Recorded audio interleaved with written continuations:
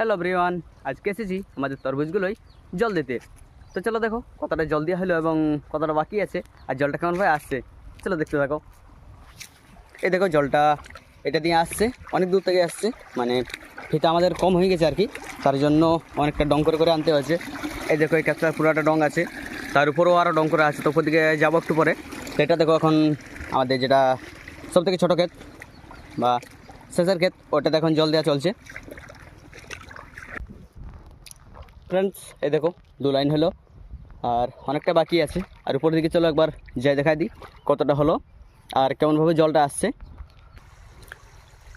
এই দেখো উপরেরটাতে জল দেওয়া হয়ে গেছে আর ফিতাটা এত দূর পর্যন্ত এসেছে, এখান পর্যন্ত। তো এটা দিয়ে পুরাটা ডঙে ডঙে জল যাচ্ছে আর কি, মানে তরমুজগুলোর একটা লাইনে। এই দেখো এটা দিয়ে যাচ্ছে। ফ্রেন্ডস গাছগুলোর বয়স প্রায় 2 মাস মতো হলো আর এই দেখো ফল আসে গেছে গাছগুলোর মধ্যে।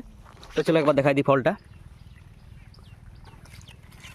এই দেখো এত বড় বড় ফল হয়ে গেছে, সকল গাছে হয় নাই, প্রায় গাছেই হয়েছে।